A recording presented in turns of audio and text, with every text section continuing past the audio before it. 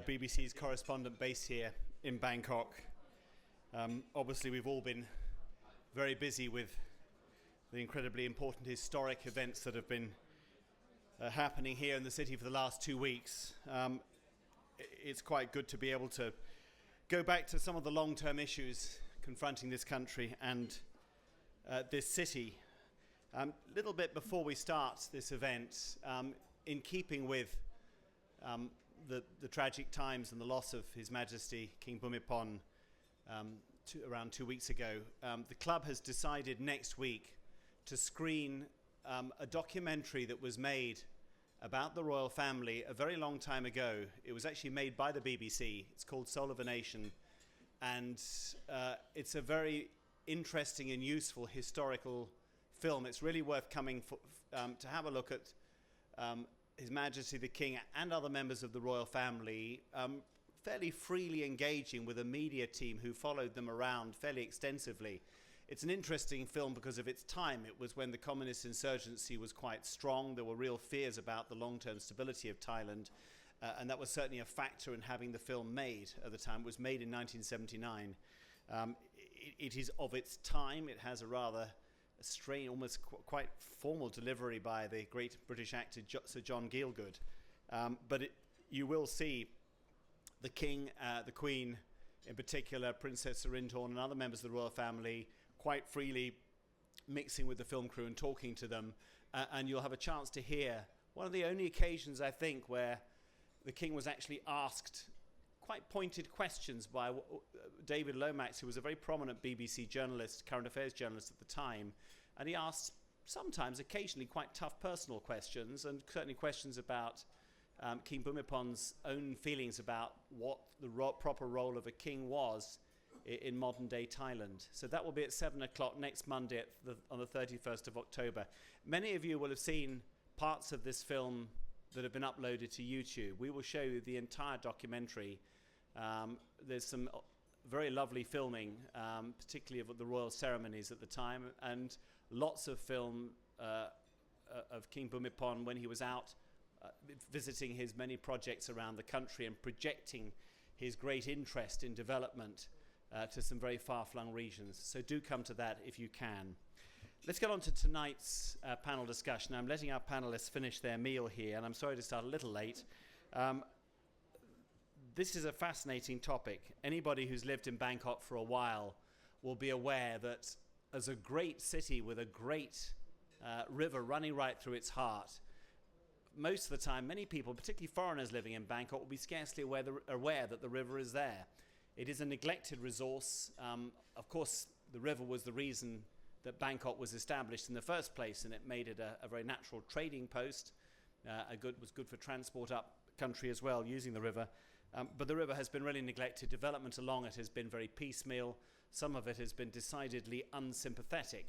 And so, not surprisingly, a lot of people who are concerned about the future best use of the city's spaces and development of it have thought long and hard about what should be done with the riverside and whether the use can be improved, particularly access for the public, which is not very easy at the moment.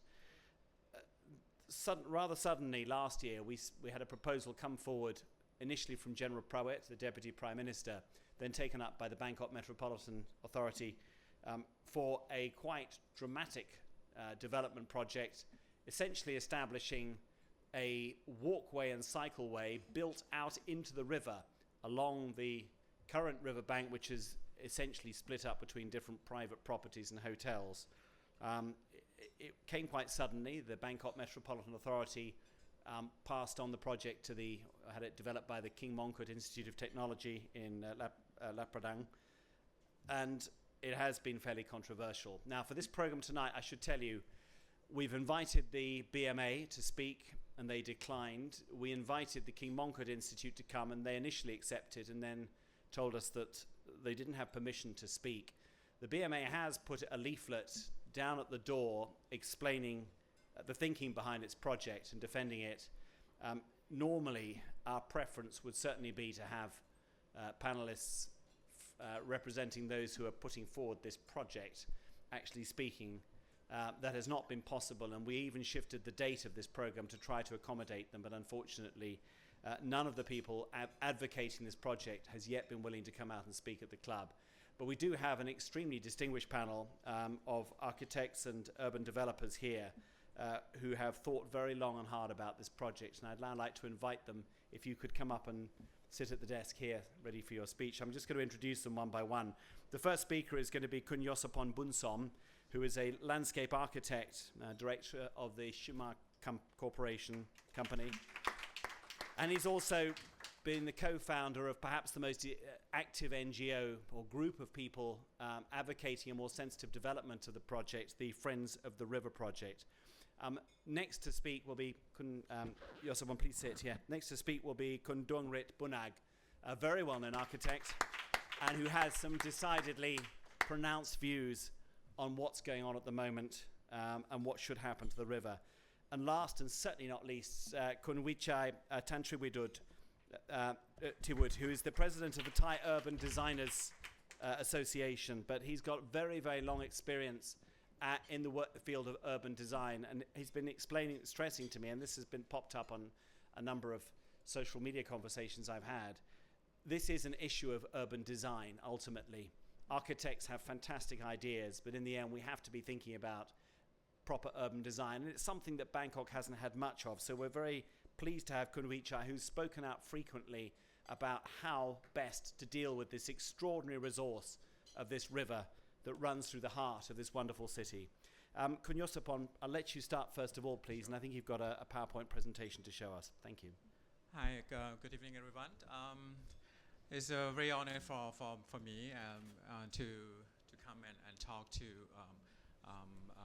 be invited by the FCCT and discuss with this panel about the project and the campaign that we are working at the moment. So I'm come on behalf of Friends of the River. We are the non-profit organization that found that particularly to promote how we can develop the river in a more sustainable way.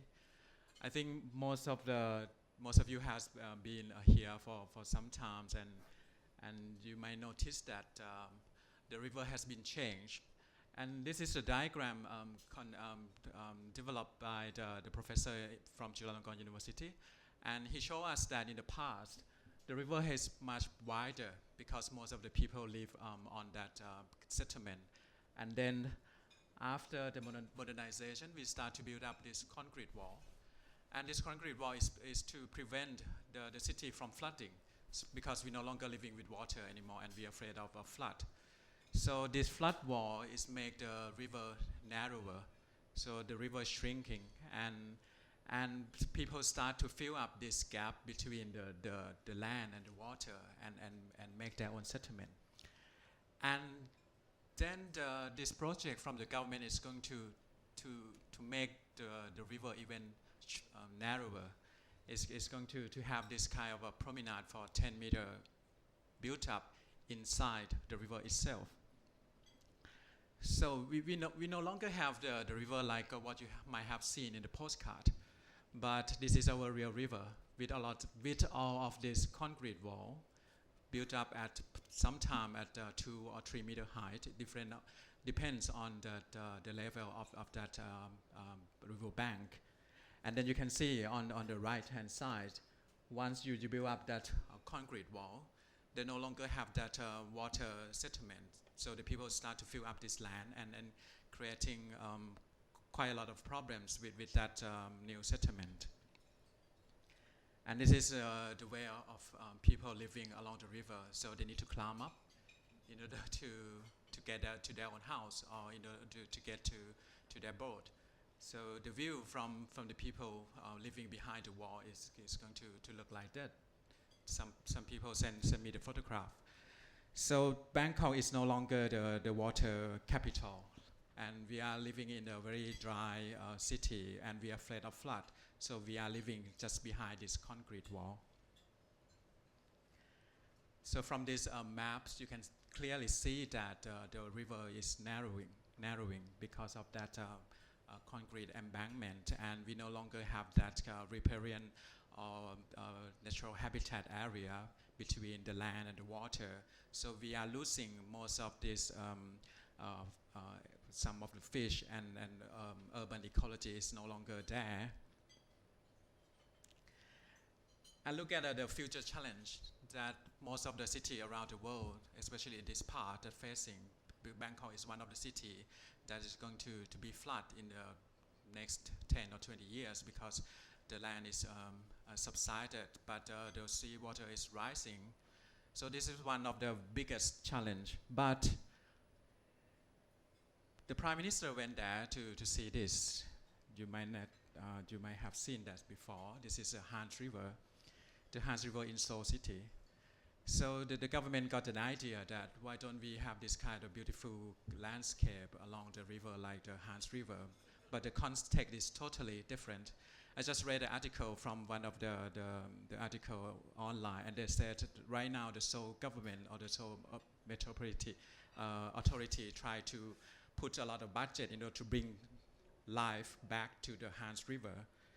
But Chai Phraya River has many of culture and life at the moment, but we are going to remove or destroy that with that promenade.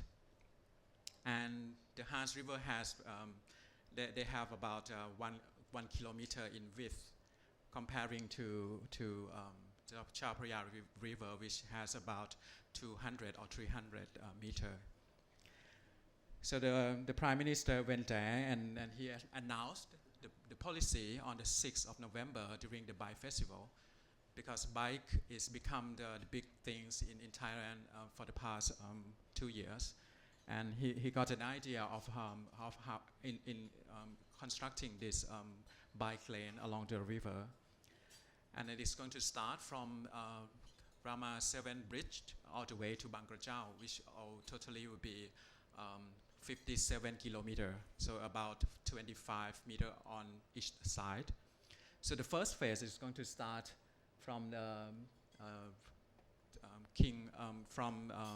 Rama 7 Bridge to the Somdet Prapin Grau Bridge, so just right before enter to the Ratanakosin Island.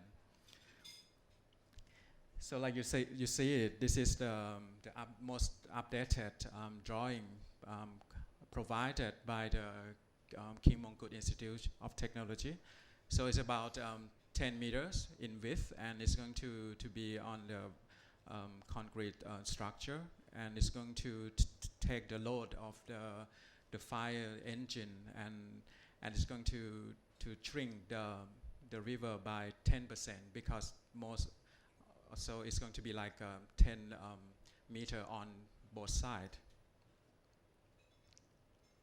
So basically, I just want to tell you that it's not this issue is not the architect's issue.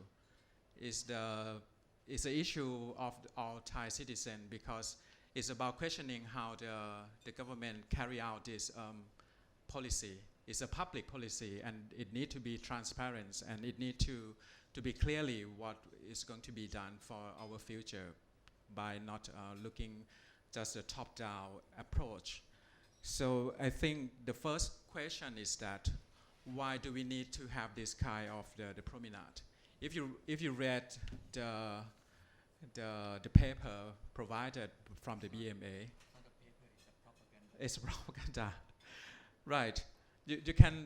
You're not going to buy from that reason that why do we need to have that. We don't need to have the 100% accessible area to all the river bank, but since we're facing a lot of challenges like the environmental challenges or economic challenges or social concerns, so we need to rethink of what should we do with the river.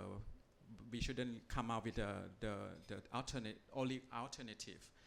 Basically, in the process, the government doesn't provide us with the other alternative.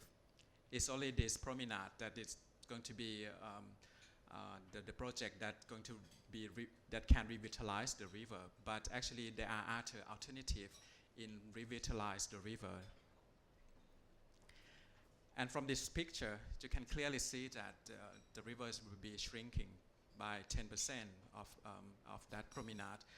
And with because of that, it's going to create this kind of the obstacle elements inside the river that's going to create a water turbulence in the river itself. And from some of the professor mentioned that it's going to increase the water level by 20 centimeter during the flood season. So during the high tide, it's going to be this promenade is going to be flooded. So it's going to be like a very gigantic structure that block the waterway inside the river itself. So I'm not sure whether is it. I'm very sure that it's not the good solution in revitalizing the river like what the government has claimed. And of course, we got a lot of very beautiful and nice heritage community along the river. But all of this community gonna have the same structure in front of their own community. So by revitalizing the old community, I think there are other alternatives in doing this without having this concrete structure that's going to block and cut away the people way of life that it should be done in the past. And if you look at the perspective provided by the BMA, you can notice that it's not very real, because in real life, you're gonna see on the lower picture of that when the lower tide, you're gonna see a lot of concrete structure with a lot of garbage underneath. So it is going to destroy our tourism industry, because most of the travel tourists come here to see the river landscape, not this concrete structure. And it's going to create a very undesirable place for 14 kilometers that I don't think BMA has a ability to manage this. And it's going to be like an undesirable place. It's going to create social problems in the future. And of course, the ecological problems, because it's going to collect all the garbage and difficult to maintain in the long term. Not to mention that if we want to bring the nature back to the river, there are other alternatives. And I think most of you might realize and come to know this project because of this copyright issue of the landmark buildings, which I think Kun Duangrit can mention it later. So basically, it's not about providing the promenade. They also propose to create the new landmark along the Chai Phraya River. So one of the landmark is called Viman Phra Inn, or the Bangkok Museum, which we found that it's very similar to what Sir Foster did for Moscow city. So it has bring the copyright issue and ask is questioning whether they have the capability to carry out this project. And not only this building that they're going to build, they're going to have this kind of the gigantic board as a museum in front of the old temple, or the new Thai pavilion in front of the old temple as well. So in total, some of my foreigner friends mentioned that, are you going to do Chai Phraya like Disneyland? Which is very sad comments, because we have a very nice and rich in culture with a lot of old architecture and way of life. But we're going to create this kind of new things that are going to block and not to be seen everything. And in the near future, when you come to Thailand in the next 2 years, you're going to see the new Chai Phraya River, not the old one. And we can refer that back to what happened in the past. So we no longer have that kind of connection anymore. And I think we also come with the proposal. I think Prime Minister keeps saying about this sustainable development goal that adopt from the United Nations. I think one of the goal that the Prime Minister or the government should look is about the last one. We want to be the partnership in developing the river, in revitalizing the river. I think the people would like to be part of that. And in order to do that, we need to stop this project for now, and because the policy has no alternative. Secondly, there is no transparency in the process, and lastly, like you obviously see, is that the design is destroying our river. And I think we should analyze and come up with a conclusion of what should we do with the river. There are other and many policy involved in dealing with the river, like water management and how we're gonna live with flood and with sea water rise in the future, and what it would be the impact that the city should face. And then we should define the common vision together with the people, not from the government. The government alone shouldn't come and take, shouldn't impose their vision to the society. So they should let our stakeholders to help them in defining the vision, and then let the process be transparent, and let them and evolve through a period of time. And of course, one last thing is I want to say that it's quite a lot of, it's a big budget, 14 billion baht, which is a lot of budget. It's our money. It's not the government money. It's our right to decide what should we do with the river, with our city. And of course, it's our river. We have many memory, and we want to be the partnership in developing this. And you can decide what is the future, whether you want that to look like the concrete structure and nobody use it, or you want something very sustainable and everyone want to be partner in developing this for the long term. So thank you. Thank you very much, Kun Yossapon. I'd like to invite Kun Duangrit, Ajahn Duangrit, who's very well known to many of you as an architect, a very original architect, to give us his views now on what's being done and what should be done to the river. Kun Duangrit.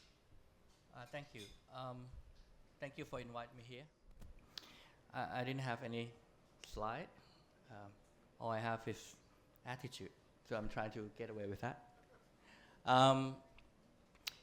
Well, when you are doing something, when you are government, you're doing something for people. You said you're doing it for people. You create a project, and it's a kind of project that nobody wants, and they're using your money. So what does it called?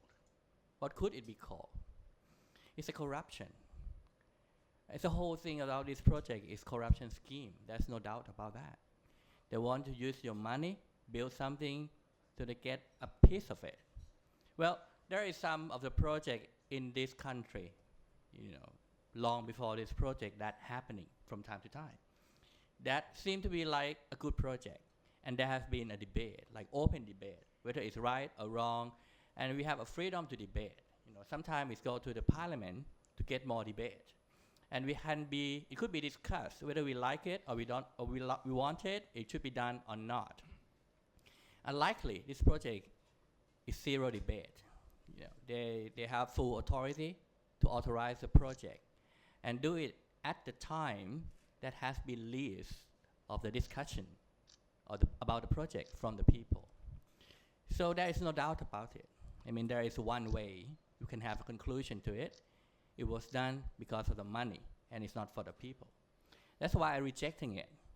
Because we can see, and I'm not that naive to say, this is the whole thing is corruption scheme. Everybody knows it, but no Thai people will say that because they're afraid that they will not look good. So we are arriving on the time of controversial. It's time for us to actually speak for ourselves. Speak what is in our mind, what is the truth, should be stopped, right? So I'm standing for this protest in this project because of that. Of course, I'm an architect. I share the same thought with Kun Yossapon, and in the future you will hear from Kun Vichai. I should share the same thought with him as well, because I've been talking with him about this project for some times ago. But for me, I'm not standing in this project on any architectural standpoint. I'm standing against this project because I'm a Thai people. And I don't want to be naive anymore, I mean, when government do something that we don't want, we should say so. And this is the first project ever that no Thai people wants it. Absolutely. You know, we're an architect, right? We normally fight. There's some like school of thought, right? And we're fighting among the school of thought. You agree with that? I don't agree with that. I agree with that, you don't agree with that. There's normally be a divided opinion among architects. We never actually going on the same way. But this time, every architect in Thailand have the same opinion. So that should say something about it. It should say something that, and if you walk on the street, and you ask Thai people, Bangkok people especially, whether they like it to be happening or not, they're likely to say no. I've been actually asking people, you know, so many of them, do you want that bike lane in your river? They said no, unless they don't know what it is, right? So it's the same time, it's the first time that nobody wants this project. So I said, okay, you guys have to listen, okay? We talk to the government, you have to listen. Nobody wants this project, why you keep doing it? Why don't you stop it and ask it what should be done or how it should be done? And then we discuss about that from the stand or from the point of view of the people who live in the city. But they don't. They just keep going. And they, you know, knock on our head. That's a figure of speech. And saying, you know, stop talking, right? So that is bad, actually. That is really, really terrible. And I think we don't have any mechanism right now. I mean, Yossapon going on protesting this project with no backup, you know. We don't have any parliament. We don't have anyone else to actually help us stand. So he actually have to go stand by himself with his own funding, with his own people in the office. I think you have using a lot of your office staff to actually working on this. And that's killed his business. And from time to time, I join him, you know, as much as I could, because I have a business to run too. But anyway, the thing is that why this project should be happening. There's no reason for that.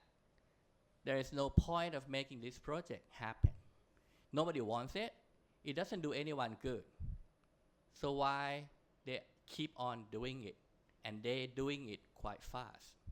It has been actually 7 months recently from the beginning of the project until the submission of the project.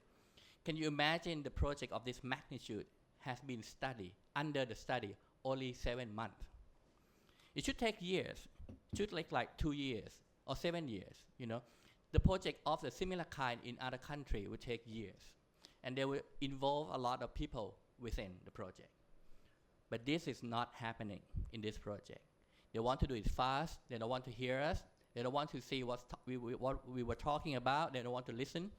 And they want us to stop talking. And they're keeping on working on the project for 7 months because the guy who will authorize the acceptance of the project will retire on September. And that's ridiculous, isn't it? I mean, that's bad. I mean, we have to accept that the project has to be complete in 7 months because one of the guys who authorized the project will complete that term in that month. So this is the truth, and this is ridiculous. So I can see no reason that we should accept this project as such, because it's not fair. I don't know. It's totally about attitude, isn't it? I don't have any reference, figure, number. Maybe Kun Vichai has it. I don't even have mentioned anything about architecture. Of course, they do stupid thing about architecture because they don't have time for it. So when they don't have time to design anything, they just copy, and they make a cheap copy of somebody else's building, and that even more a shame. They are actually killing the reputation of architecture profession in Thailand. The profession that I love is the only profession that I have. I have been working on that for 25 years, and I respect my career a lot. And then one person came in, just screw up my reputation by copying some of the renowned architects' work in the somewhere else in the world and copy it and use it and call it landmark of Bangkok. So how can I, as an architect in this country, can withstand that? No, I couldn't. I couldn't possibly withstand that. So I protest that too. So the whole thing about this project, if you ask me, what's good about it? I would say none. And none of you should accept that. I think I took my stand in protesting that because of that. So for me, it's becoming less architecture related to it, but it's more citizen reason that related to it. I think I'm responsible for the happening of the project not to be happening, not because I'm an architect, but because I'm the people of Thailand. I'm the people who live here in Bangkok. And I'm such a bad introduction to Thai people because I just say it out loud, that this project is about corruption, and there's no doubt about that. Whether you can take it or not, I don't know. I don't have proof. You know, when people do corruption and they ask for proof, how can you provide a proof? But it's quite obvious. If the project was done without any consent of the people who live within the city, that's a great form of corruption, and you don't need a receipt for it. Should I stop right there? I think it's kind of cool. Let's stop it there. There'll be plenty of time for questions afterwards. Can we, Chai, before this presentation, you said you were going to be the voice of moderation and mediation. But please let us hear what you're going to say. If you want me to go over, I can put your photographs up if you like. The first one. Well, thank you, Jonathan. And good evening to all FCCT members. It's my pleasure to be invited to talk about this project. And I have some guests here as well, because I think that this evening I would like to talk more on the professional side of this project. As an urban designer, I have to admit that these slides actually will be presented towards the end of my talk. But my first part will be mostly talk about what's happening. Well, I have to admit that this is the first time that the Thai government has earmarked such a huge budget for a recreational area for the public. And anyway, the problem is that this project happened to involve a very important natural resource, which is the Chao Phraya River. It is at stake if this project is going ahead. So that's why we should have time to really look at what is wrong and what is right, or pros and cons of this project. Well, there have been many criticism about this project from the beginning, even before the project was granted to the King Mongkut Institute of Technology, or KMIT, to design the project. Well, I had written a few articles published in Thai newspapers talking about the pros and cons about this waterfront project earlier, because there was another project which was started by the then Minister of Communications about some 20 years ago.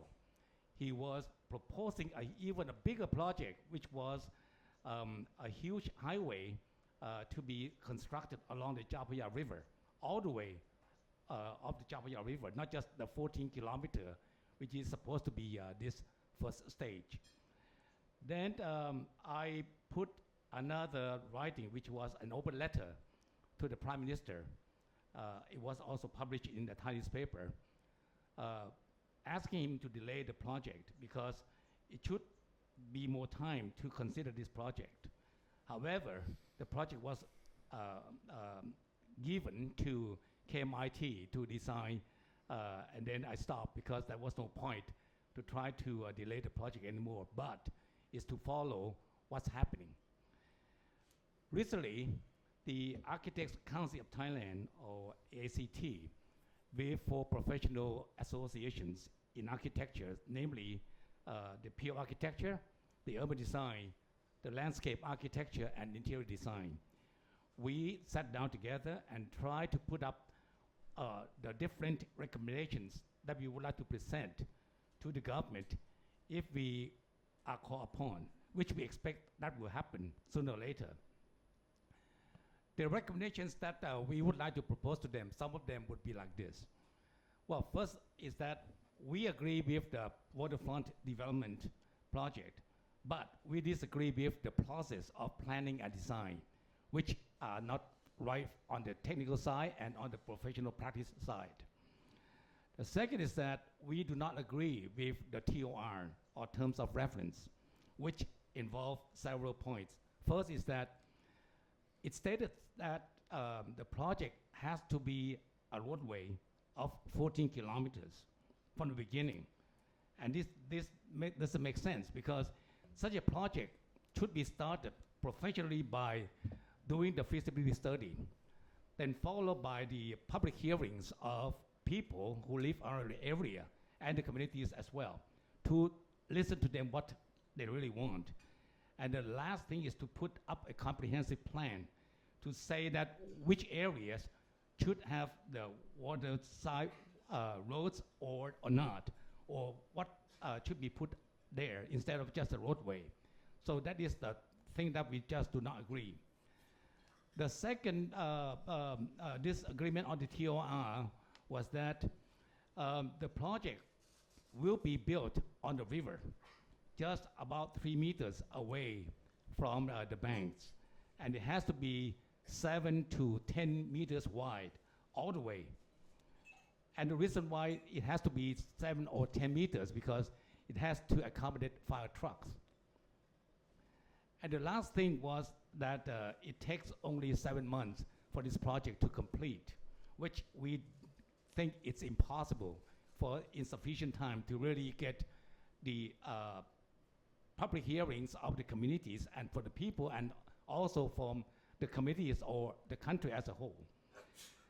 And the next recommendation that we would like to put for the government, which actually was my recommendation, was that after the design was studied, then there was a finding that almost all the 14-kilometer long road, the land in the river have been enclosed by landowners into the river between 10 to 50 meters, almost all the way. And that nobody touched on this problem. It has been talked about this river encroachment problem, but nothing has happened. And if this project is built, it means that there'll be more river area to be enclosed. This time it will be built by the roadway, which again, it is really terrible. So from all these recommendations that we're going to put for the government, I would like to expand on what my proposal or my recommendations is, which will be this photo. If you look at this photo in detail, anyway, these photos, I took them when the King Mongkut Institute of Technology put up an exhibition at my association's annual exhibition at the Science Paragon last month. And they put up the design and the drawings that they have done. And what I found was that if you look at this drawing, this is the plan. Up there will be some nice graphics. Anyway, since they are in Thai, but the point is that this is the roadway, all the way parallel to the Chai Phraya River. But there is another line which shows here, the dotted line. This is the boundary of the Chai Phraya River land for these landowners. So which means that all this area have been encroached by the landowners. Can that, Jonathan, next please. There are three plans that I will show to you. Most of them have this dotted line all the way. This also the same thing, that this land have been encroached. These are smaller encroachment than the others. But again, this will be the roadway of the Chai Phraya Riverfront Promenade, as it was called. Next, please.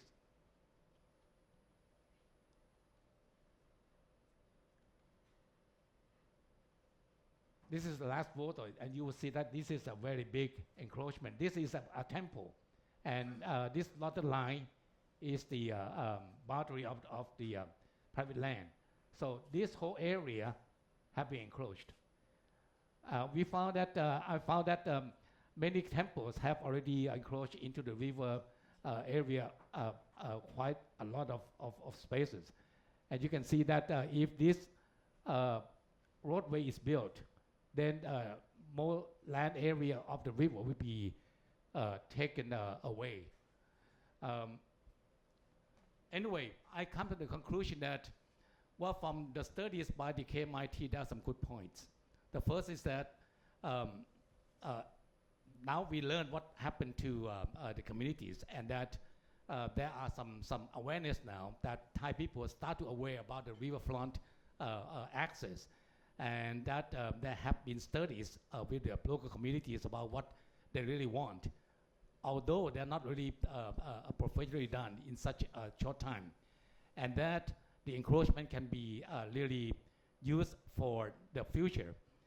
Well, my proposal is that with this encroachment, what the government can do for the sustainability of this project is to take back the land from these encroachers.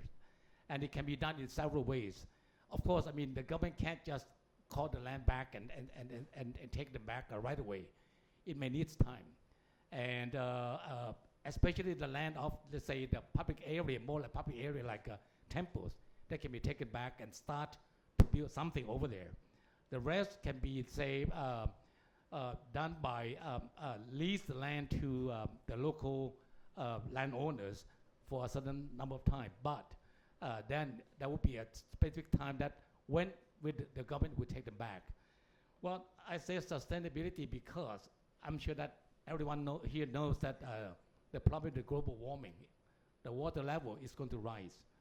And some forecasts say it's going to be 1.5 meters in 50 years' time. Bangkok is no exception. We need to build the flood prevention wall in the future, and it may have to be as high as 4 to 5 meters. And what does that mean for the this Chai Phraya River promenade? They'll be flooded throughout the year. But with the land that can be taken back, the government can then do something about it. For example, right away, they can build roadways or some area for the public spaces or public parks. And in the future, those land will be able to use for building the flood prevention wall, say 4 to 5 meters high. And up there can be a roadway, below can be park. There are many ways that it can be done. So this is my recommendation, that from the study of this project, the good point is that we can then do something about it. Use the design which was done by the KMIT, which the design was submitted to the government on the 26th of September. And then this project can be implemented in such a way. However, it depends on the government whether they would agree that it doesn't need to be a 14-kilometer long road, but it can be in piecemeal instead of all the way, because if it's going to be a bicycle lane, luckily it's going to be motorcycle lane as well. This is what's going to happen in Thai society. So that's all I would like to say at this time. Thank you. Thank you very much indeed. Listen, I'm going to encourage anyone who's got some questions to put to our guests to come up. The microphone is there sitting. You can see it quite prominently. You're welcome to ask questions to either one of the panelists or all three if you would like. Don't all rush at once, but if you don't go up, I shall have my own question coming in first. While you're all thinking, let me just fire up a question across the panelists. And actually, otherwise I'm going to do that, yeah. What I'd like to ask all of you is, I mean, you've clearly got serious issues, not just with the proposals here, but also the way in which it's done. But can I ask all three of you just to give your own thoughts on what approach to developing the Chai Phraya they should be? I mean, given the problems that Vichai has just outlined. You've massive encroachment. You've got individual properties that have done their own things, some of which are really outlandish on the Chai Phraya. When I look at the river, I think if I had to do some kind of design, I would just be daunted by the challenges.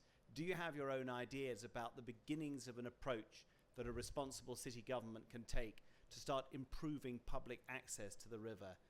Yossapon, perhaps you could start. That's a difficult question. No, I think whatever we're going to do with the river, we should realize that what are the assets that the river has. So whatever development is going to be, it shouldn't destroy those assets, but it should enhance or correct it. But I think what are those assets? Perhaps you give me some ideas. For example, the river has certain role. The role is to drain the water, to be the ecological channel, the threshold. So whatever you need to do, you shouldn't build anything inside and decrease that capability, right? So, and the asset of the Chai Phraya River is about the cultural heritage. I think one of the fine art department has already identified that the whole Chai Phraya River has considered as the natural heritage. And by doing this, are you thinking it's going to enhance those assets? I don't think so. And what I'm going to say that when the BMA said that, oh, the big problem is that make the people is unhappy because we are unable to access to the river. Is it true? I don't think we are unhappy because of that. It's not the big problem right now. And there are many other areas that you can access to the river without having to put the money like this. And I think there are other priority. If you really look at the bigger picture of what we are facing right now in terms of the environmental challenge and the decaying of the community. So by laying down all those policies, we can find a way what should be done. For example, there are other districts that start to revitalize by looking at the bigger picture of what are the challenges, and they start looking at what are the proper land use that are going to be built in that district, and there are many projects that need to be carried out without looking at accessible as a big problem.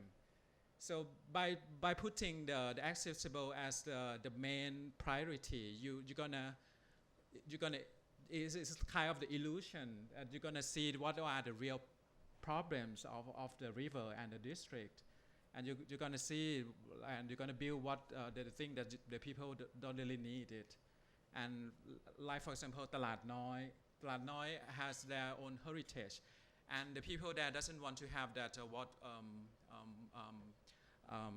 promenade in front of the district. They said, oh, why don't you build that walkway inside to see the beautiful architecture?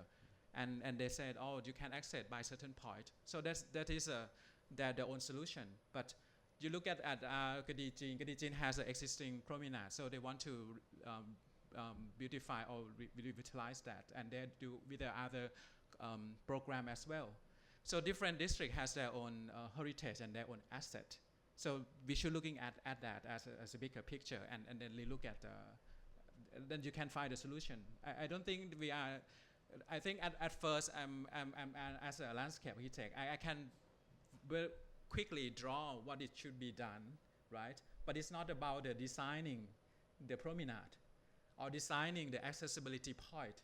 It's about questioning what is the good policy for the public that the people need. It's our money and it's our right. It's not an architect issue. It's about Thai citizen issue. And the Chai Phraya River has much more potential and asset that need to be developed. And you shouldn't waste your time and the money just to designing this promenade. And I think it's just a waste of our resources and the best thing, the thing that this project is destroying is our opportunity that we're can have the better Chai Phraya River for the sustainable development, and this project has killed that.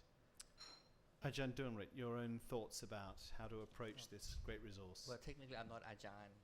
I'm not good for that. I was bigging you up. Yeah, But I understand you try to honor me, but please don't.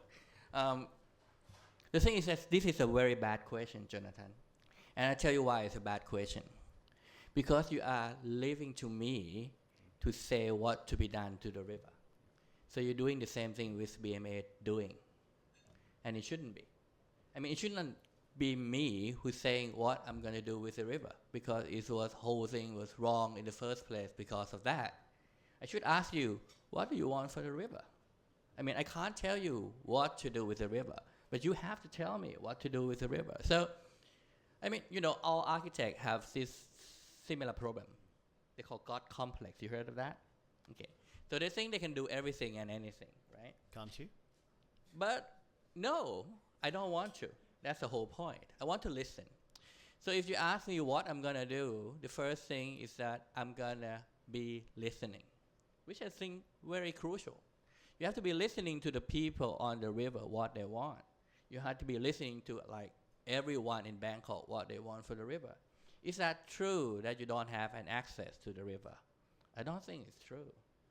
I mean, you say you don't have a free access to the river.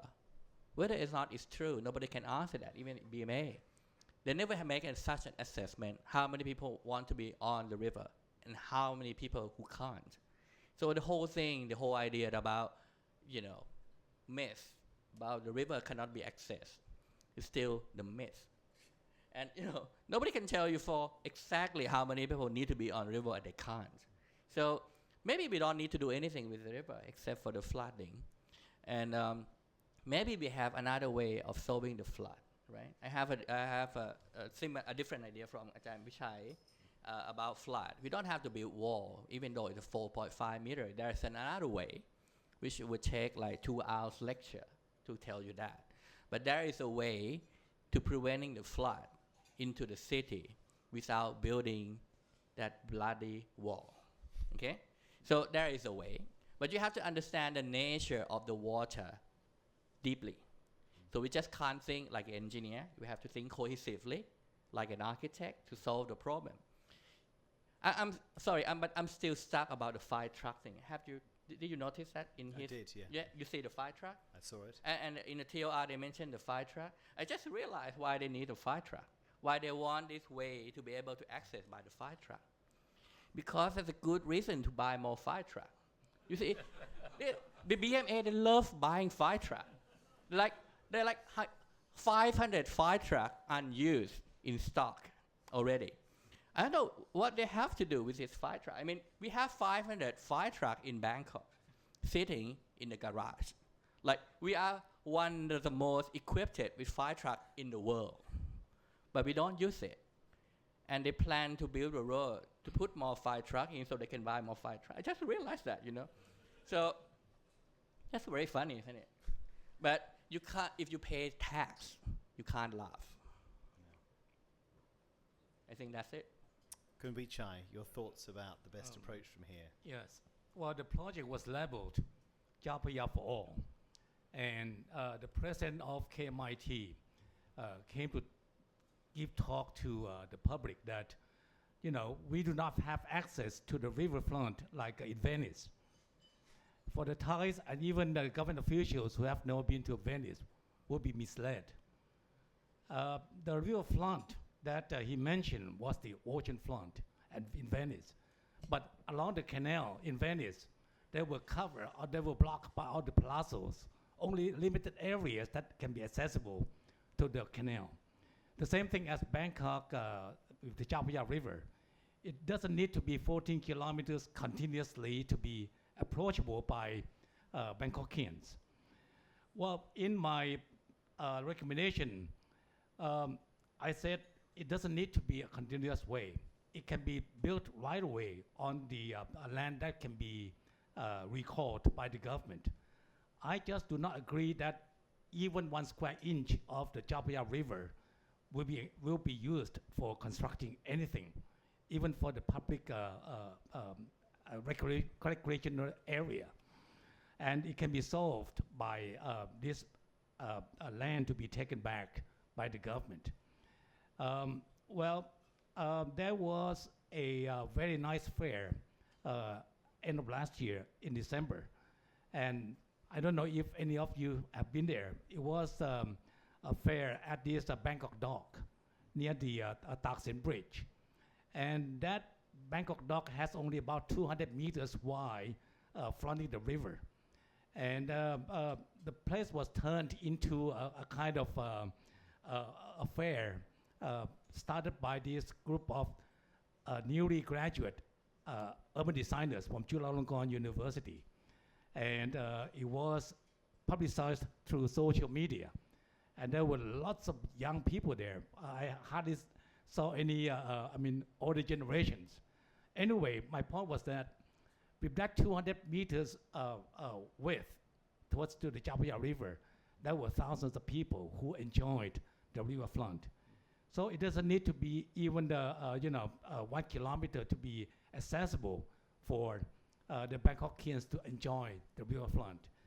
And in fact, there is another project called Yanawa Riverfront, studied by UDDC, which is a part of Chulalongkorn University study team, commissioned by the BMA and actually another BMA section, which is involving about the city planning.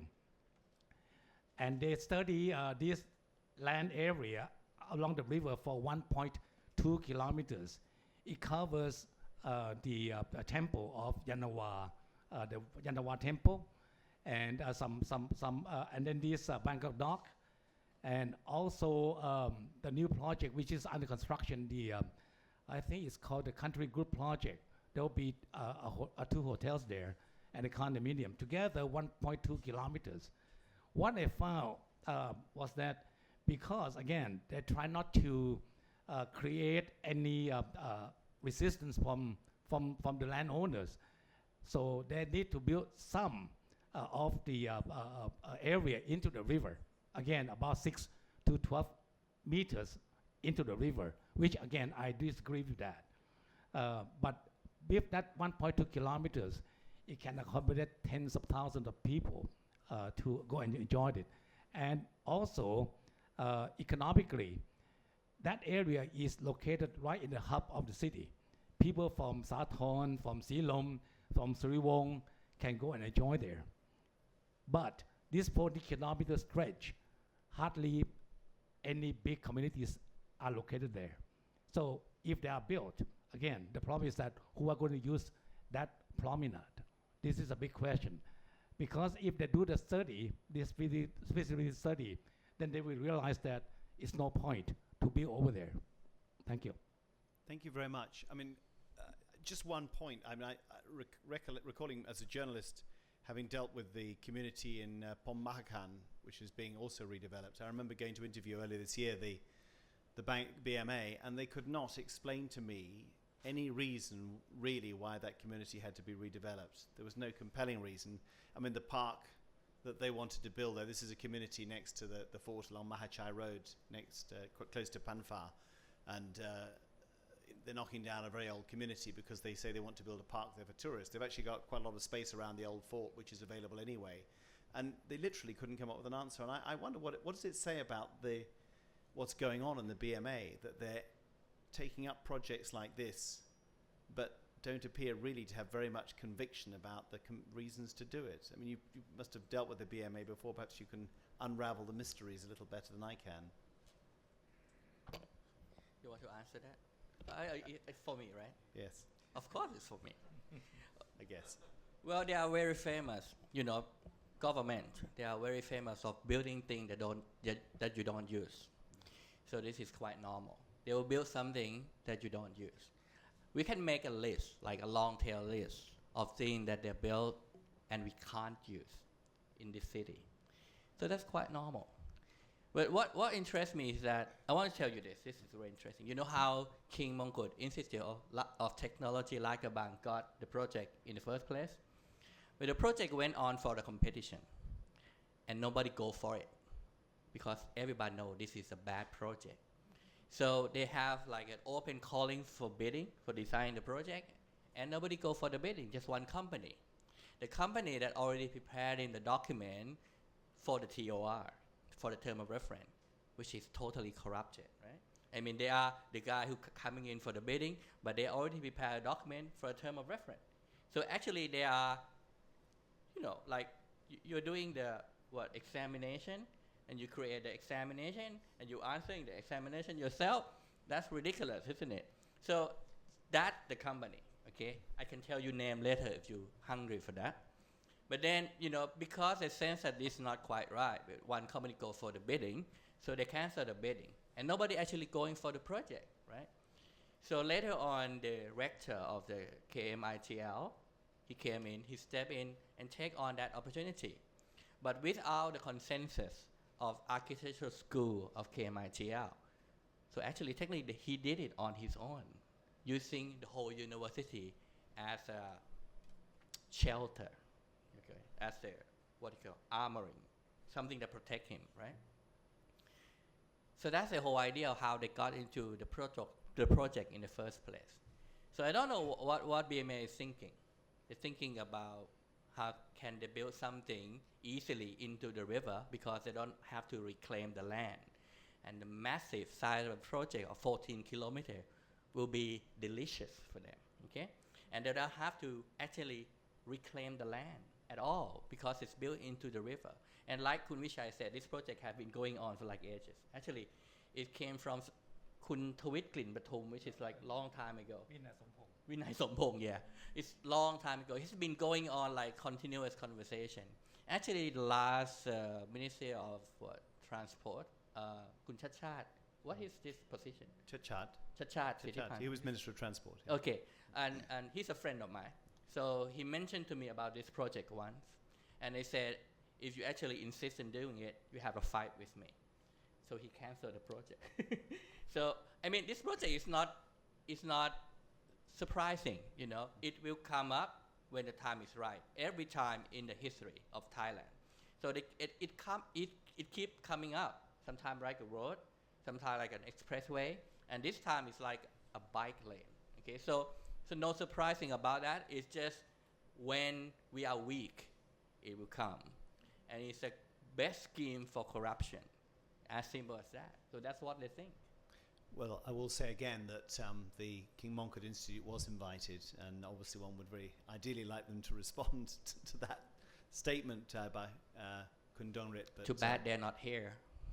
I don't think they are anyway. If they are here, you're most welcome. You should to take tape the it and microphone. send it to him. So We do. This is recorded. We'll put this program up, so they'll have. I a want to chance see do their response about this one. Rob, you want to ask a question? Yeah, thank you, Jonathan. Sawadee Kap.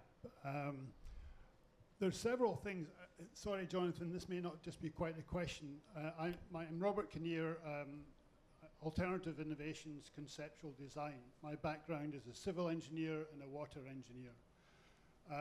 I don't know where to start in all this, but one thing about accessibility, people tend to forget. If I may go to Yossapon, who said the main point of the river, the reason the river is there, it is draining water from the natural rainfall. People forget what rivers are. It's a drain. And if you reduce the size of the drain, as you correctly said, you're going to cause further problems given climate change and greater rainfall and rising seas. So, I mean, without even going any further, the whole thing is bananas. Regarding accessibility, it's used right now as a major shipping lane quite far up the river and for local communities up the Klongs. So in terms of building a barrage to block the Klongs, to make it rather awkward for people to get to use the system that they've been using for centuries by river, little boats up and down the Klongs to and from work and onto bigger ferry systems, it's also going to create havoc amongst all those communities. And I haven't heard any comment about those communities being asked their opinion. Did you have a question, Rob? Sorry. Yeah. Well, I introed saying it may not be exactly a question, but interesting points, I think, given my knowledge and experience, and I hope you don't mind, just a little bit more. Regarding the encroachment, forest land is being reclaimed by the government ardently. They're knocking down big resorts and what are they doing about the encroachment of the river, which is a major drain, causing flooding? They're allowing it to go on. Surely the same attitude towards encroachment of forest land could be applied to the river. I wonder if there's anybody out there doing anything regarding that on the political front. And regarding to, sorry, Duangrit, regarding I introduced here 5 years ago at the time of the big flood, my proposal for a flood prevention system, which wouldn't take 2 hours to explain briefly, but very lightly, I call it a river catchment flood prevention system, which is basically building many, many retention reservoirs upstream where the rain falls in all the small tributaries, not down in the floodplain where the flood water is already gathered. So it's very elementary, or even elementary, I call it. And nobody, despite a lot of effort speaking to prime ministers, deputy prime ministers, AIT, all kinds of other people, UN agencies, they all say, great idea, but nobody's picking up on it. So maybe I can have a talk with you guys later and expand on it further with you. So no question, Jonathan. All right, Just more, thanks. except more questions. Why aren't people looking at these things? Thanks, Rob. Yeah. Were there any other questions, or did any of our panelists want to pick up on that? Could you let me respond to that Yeah. quickly? The idea is that they're not taking the idea of preventing the flood because they will lose the opportunity to build that wall. Do you get it? I mean, if Bangkok is no flood, they have losing that opportunity to build a wall, and the wall is also delicious for them. I think that's the whole point, as simple as that. Yeah. Can we have next question, please? Yeah. Doug Sanders from Mahidol University. I think, like many others, my impression of the Chai Phraya is how uneven development is along the river.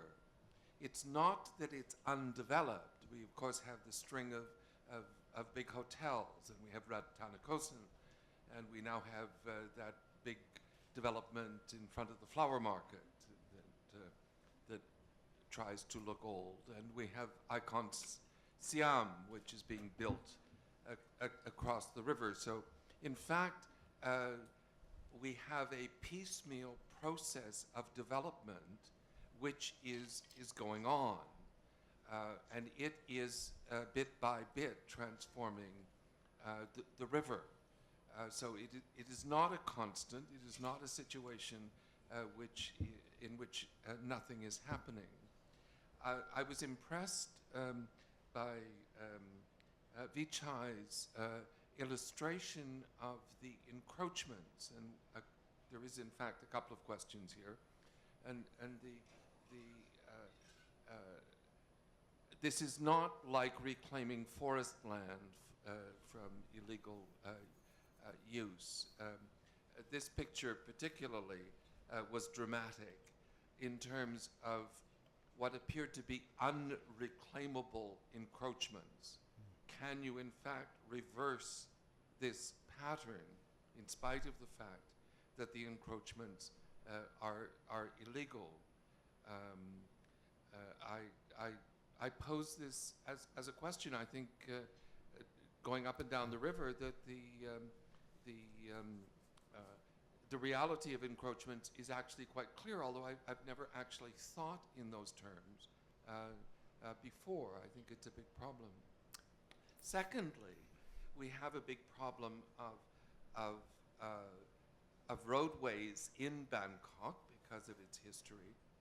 And I recall a number of years ago comments in Europe about how cities with rivers built highways along the river, that this was quite a standard pattern.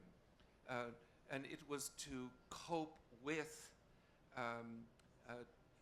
the difficulty of reforming transportation in any other way. This was the easiest and the cheapest way.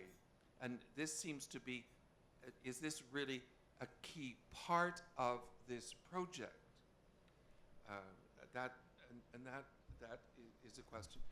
Another question that I have is, I think I use the River Express boat almost daily, and I think, and it's massively used by Thais getting back and forth to their jobs. What is the impact of this project on the use of the river as a boat transportation for people, as opposed to bicycles, which is a rather,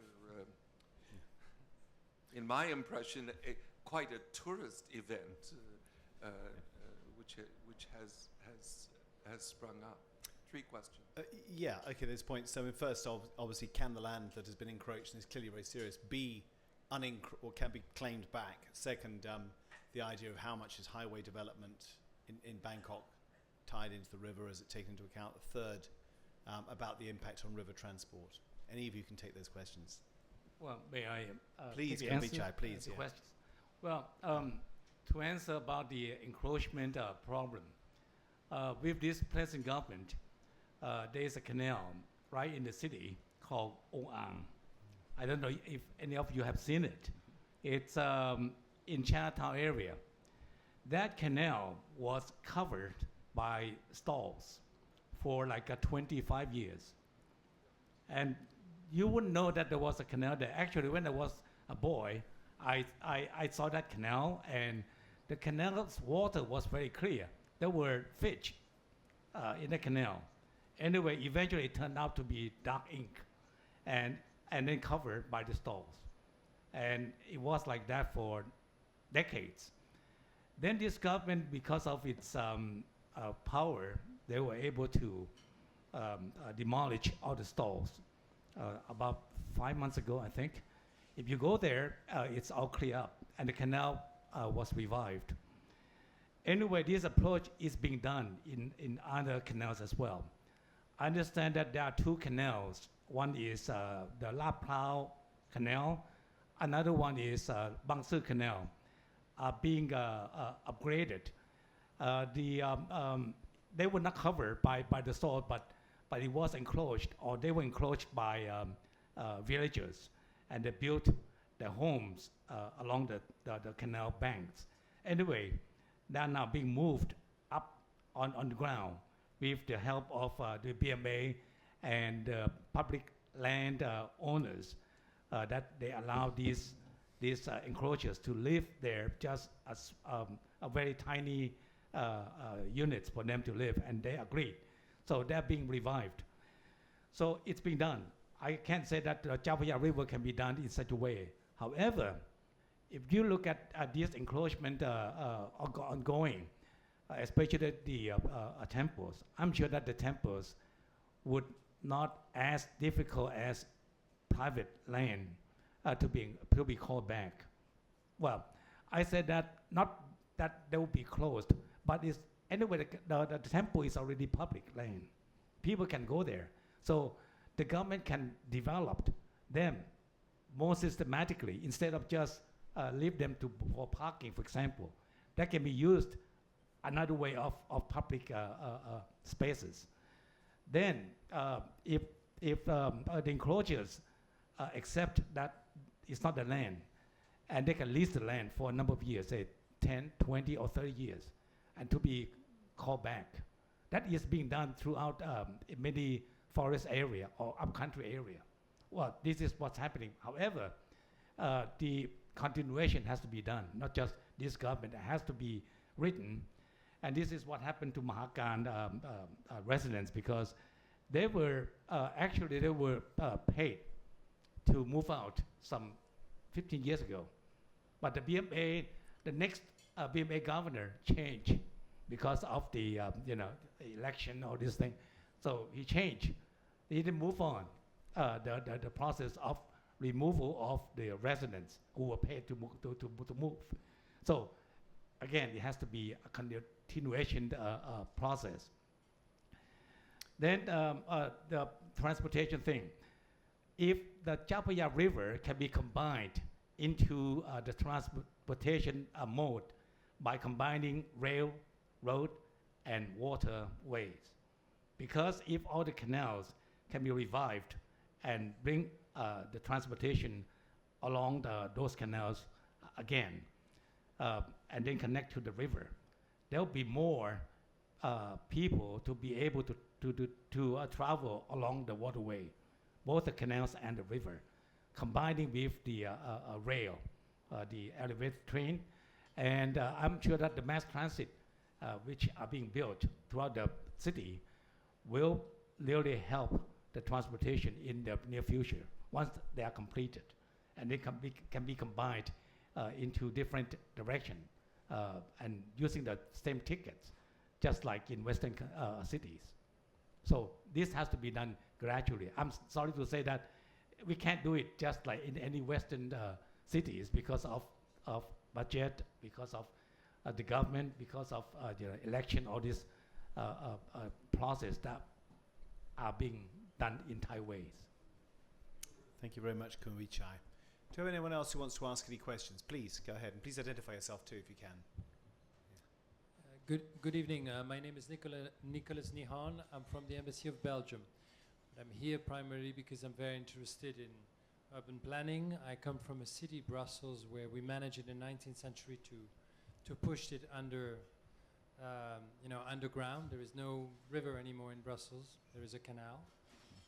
I was also in New York for 5 years, where I could see how they could build those highways, in Manhattan. So I think Chai Phraya River is really something to be preserved. Now, and this is maybe as a diplomat, I would like to ask the following question. I've been here for 2 years, and Thailand is not an easy country to understand. My wife is Thai, but nevertheless, it takes years, I'm sure, to understand what moves that country underneath. What are the layers of influences, of power, of money? So my question is, in the fight you are leading against this apparently obnoxious project, what are your allies? Are there people of a certain influence in Bangkok, in Thailand, and maybe outside you can rely on just to try to convince the government that maybe there is money to make on other projects, but really on that one, it shouldn't be made. This is really not a good project. So can you really count on voices or voices inside Thailand, people who have I would say the leverage really to help the government understand that it's not the right thing to do? Thank you, Nicholas. Who's got the power to stop it? Okay, I take it. Okay, well, I'd love to talk to you about Thailand and all the layers of politics beneath it. But it would take years, and you will be bored. So let's get to the point of what you asked. Do we believe that we're gonna win? I think that's the question. Yes, we believe, because we have that stand. I mean, Thailand is a very strange country. Even though it doesn't look democratic to you right now, but we still have our voice, and our voice is within the people. Still, there is no mechanism to actually empower our voice to be heard, like parliament or anything as such at the moment. But we believe, because of what we do, it's not about for ourselves, Yossapon is not actually fighting this project to win it and get it for his own, for sure. I'm not doing it as well. We're doing it because we believe in the same thing. We believe in this country. Even though we don't have any support, we will keep on standing for that. I think that's the value of Thai people. When something is quite clear for them that it doesn't work, we go on together and we make it happen. Sometime from time to time in history, we turn that around quite often, at least few times. Even though we don't have any power to negotiate, it seemed like hopeless. But we keep turning it back. We keep turning it around few times. And this time as well, we'll win. Well, I'm not saying winning. It's like we're winning for ourselves, right? But we're standing for the right thing, for the right reason, and it's not a stand for ourselves. And people around us will see so. So now what happened? Well, yeah, they can use all the power that the government has to actually initiate the project and build it, of course. But it won't make them look good because everyone is against it. So they will build it and we keep complaining until the end. And they won't look good at all. And one thing you have to know, that's the first lesson for you as a Thai people, they love looking good. So anything that don't make them look good, they will not go for it. Now the government start thinking about it seriously. I've been talking with a high level of officer people. I've been talking with the I don't know how you call it in English, but คณะกรรมการกรุงรัตนโกสินทร์ the heritage committee for the old city of Bangkok, right? I've been talking to Crown Property Bureau. I've been talking with so many people. No one is for this project. So if it will be that magnitude of consensus, like everybody say no, then it won't happen. But it's very important that we make them heard that we are still here and we don't agree with the project. So I tell you one thing, we will stop this project eventually, even though we don't have anything that convincing you to do so. But we can't do it alone. We have to include everyone in this conversation, and that's why we are here. Thank you very much. Do we have another question, please? Yeah. Yossapon want to Sorry, go ahead. To add something, actually for the Friend of the River has been campaigning for 1.5 years, and then I think we see the good we seen the good part of this controversial project, because it has putting the Thai people to be attention to this kind of the river, of what should we do and what are the future of this river. I think this is the good thing that happened from this controversial. I think for so long that we never had such the good intention in developing the city like in the Western. I think this is probably the first time that not only the architect has been discussing about this, but community people, the layman people, everyone is start to think about that. I think this is like you said, I think this is the voices that I can rely on. And I don't think we are fighting with the government, even though we do some in certain aspect. I am fighting. Yes, I know. But somehow I think the fight that we've been doing is about raising the public awareness. I think this is the most the most important task that we need to keep doing it. And I don't know when it's going to stop or to finish, but it's the only way that we can do, because we don't have the power, we don't have the money, but we have the knowledge, and we have the platform, the people to bring it for the discussion and do it for the next generations. And I think to answer Jonathan's question about that, what happened to Mahakan, what happened to Bangkok, I think it's come to the one word is that Peter Wong already mentioned, is about attitude. This development and Mahakan or other development in this city is showing this is the old attitude in developing the city.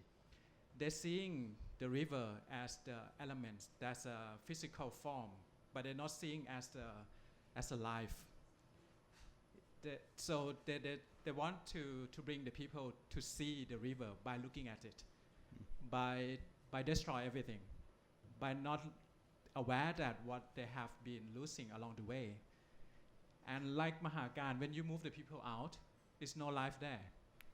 And this is the old attitude, and I think they try to copy what most of the people in the government in this authority been seeing in other country. But it might work in your country, but it's not in our case.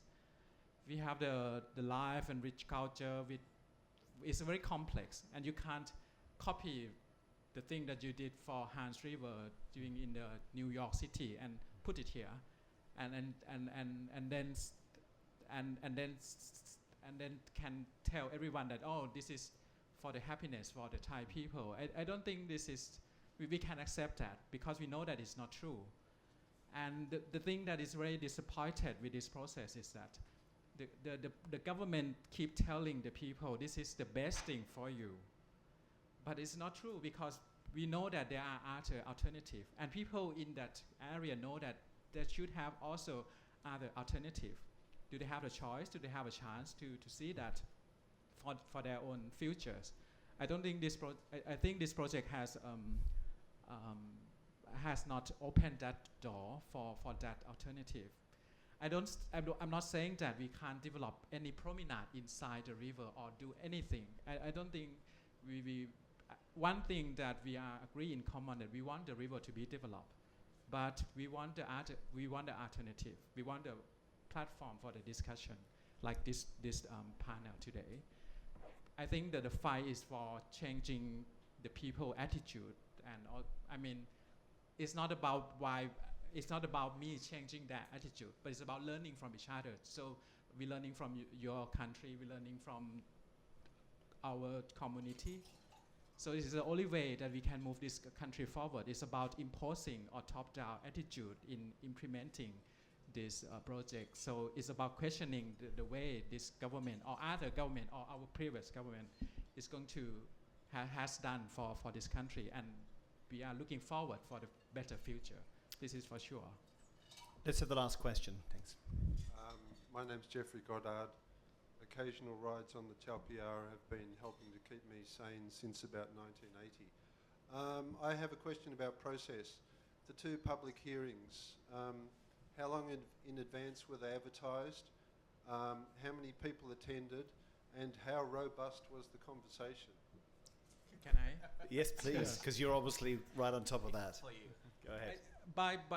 Obviously by the TOR, there are only two public hearing, but they're very kind to us. They give it 3, but the 3 is not doing any good for us, because the first one is about promoting or publicizing that the government is going to do this kind of a project, and most of the people attending the 3 panel or the 3 event is mostly from the government authority, and the people who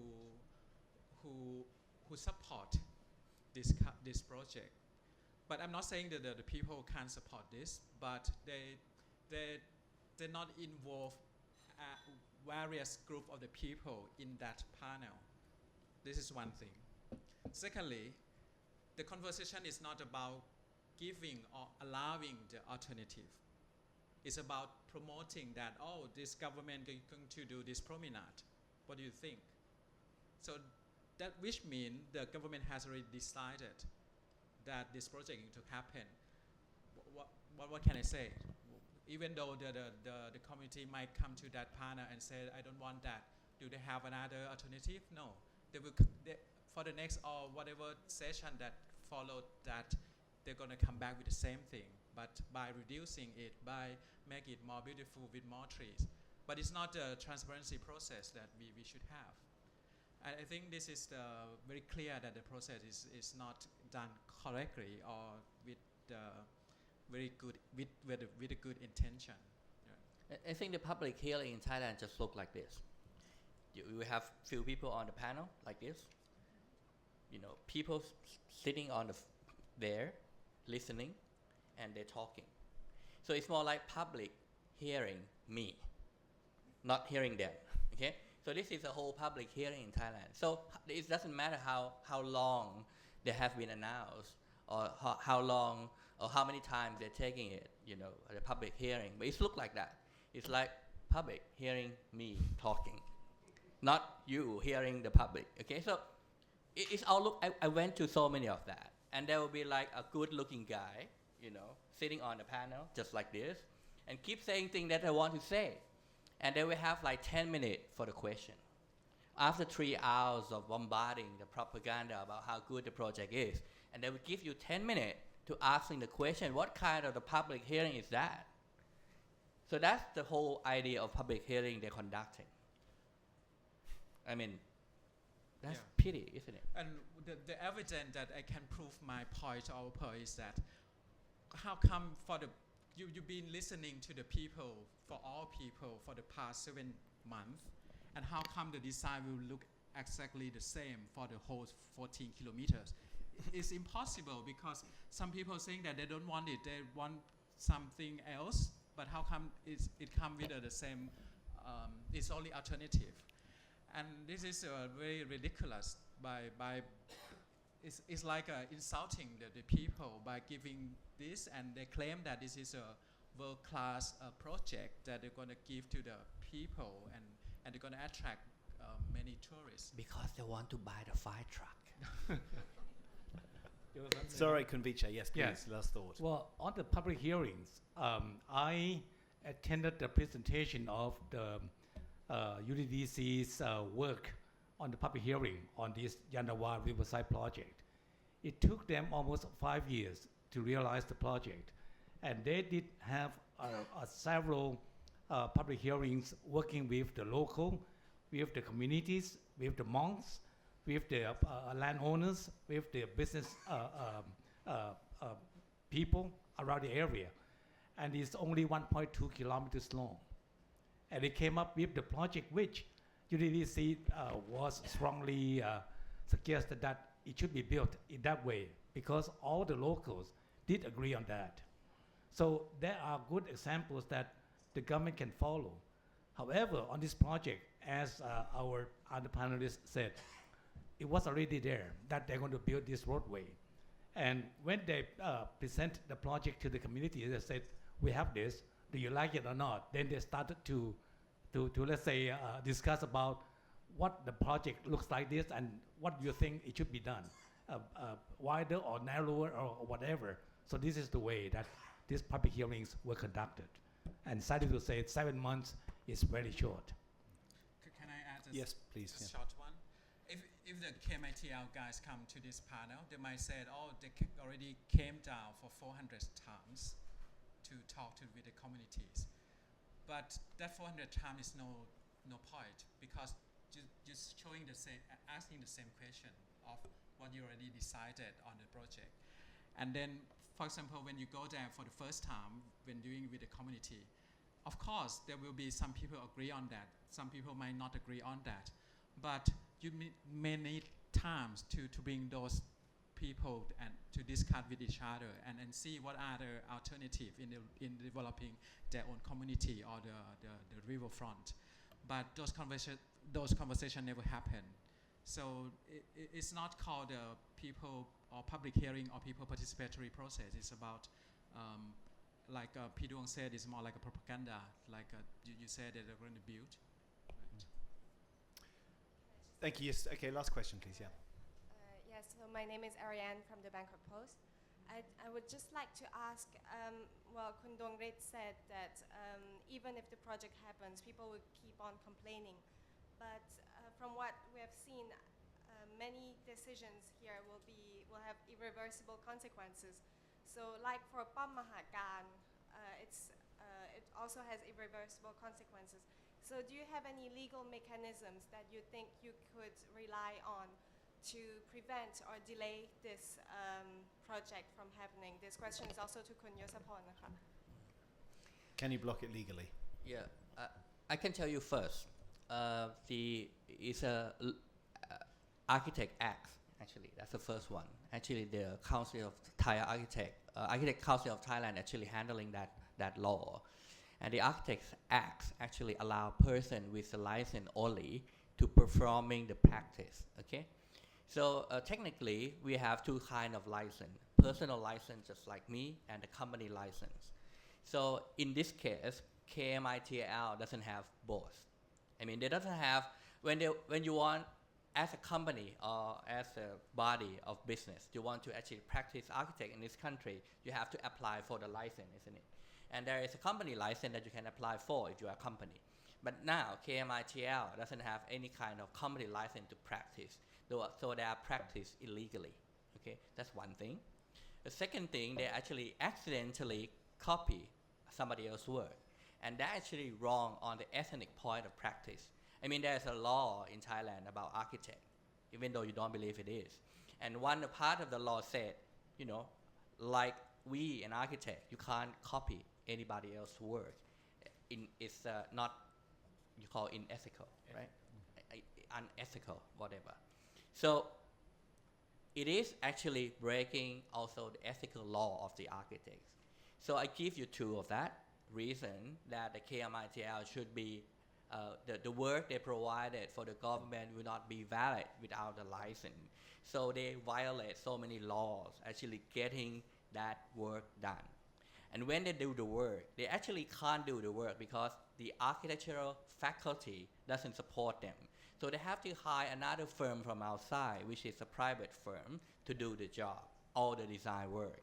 And doing that, actually breaking another laws of, I don't know what you call in English, but when the government actually giving out you the work, you have to actually do the work by yourself. If you want to include another company to work for you, you have to let them know beforehand. And they didn't do that. So KMITL is actually working illegally for the government as well. So this is like 3-4 of possibility that we could, and the first two we already moved forward for the Architect Council of Thailand actually to call in the extraordinary meeting to actually vote for them to actually saying that this is not right and that practice should be withheld. Okay, and the another legal part, there are some of the team from FOR, Friend of River, that actually working on that. I'll let him tell you about that. And at the moment, the design has already been submitted to BMA, and then for the next 4 months, they're gonna go through many committees, like Ratanagosin Committee, EAA Committee, and all the committee going to review that. And for what I heard, that most of the committee rejected those proposals because it cannot answer the very key question of what are the role of this promenade, and what are the feasibility study, and what are the master plan for the whole riverfront, which KMITL doesn't provide that information good enough, which is a good news for us. But if, and then in the meantime, we are contacting with those committees to give the second opinion to that. And we think that if the committee cannot stop that project, we need to file a lawsuit to San Pokkrong, right? Which is, I think they can stop the previous the water project by the previous government before, because one of the cases is that there doesn't include much opinion from the stakeholder enough. For example, this project, they already conclude the opinion for 500 meter from the river bank, which is very conventional kind of project, but this is not the condominium or the building project. The impact of this project is much more than 500 meter. It's go beyond to the Nakhon Prathom, to Samut Prakan, and even to Ayutthaya. So I think this is one of the strong case to stop that, to stop this project. Thank you very much. If there are no other questions, I'd just like to thank our three panelists for really a very important discussion. It's the kind of thing we like to host here at the club. Take the thoughts away with you. We'll put this entire evening up on our YouTube channel soon, so other people who haven't come tonight can see it, and we hope it will contribute to a constructive debate. And once again, I will say we're sorry it's unbalanced. We did hope that the BMA or the King Mongkut Institute would have been willing to talk. They haven't, but we hope at some point we'll be able to put their points out, and they have left a leaflet which is available at the door, putting their defence of this project here. Also, Kun Duangrit has got his own magazine here from his own organisation, the Jam Factory, which is very interesting. If you want to pick up a copy, it's free. He's brought a whole pile of them here. It's very entertaining. Thanks a lot.